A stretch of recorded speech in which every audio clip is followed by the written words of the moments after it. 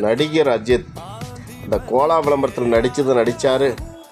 இந்த பசங்க பண்ணுற அலப்பறக்குது பாரு, அவனுக்கு ரசிகர்களே வச்சு செய்கிறாங்க. ஆனால் இது ஒரு விஷயத்தை நம்ம பாராட்டணும்.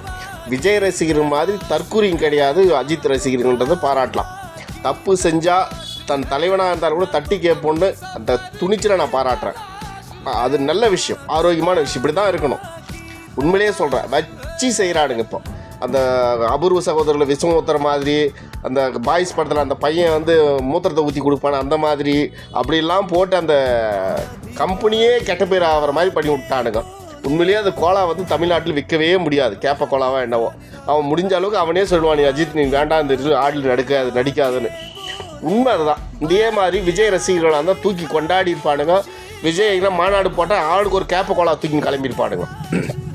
அஜித் ரசிகர்கள் கொஞ்சம் தெளிவாக ரொம்ப திறமையாக இருக்கானுங்க, வாழ்த்துக்கள். ஆனால் வந்து விளம்பரத்தில் நடிக்கிறது நடிக்காதான் அவரோட விருப்பம்.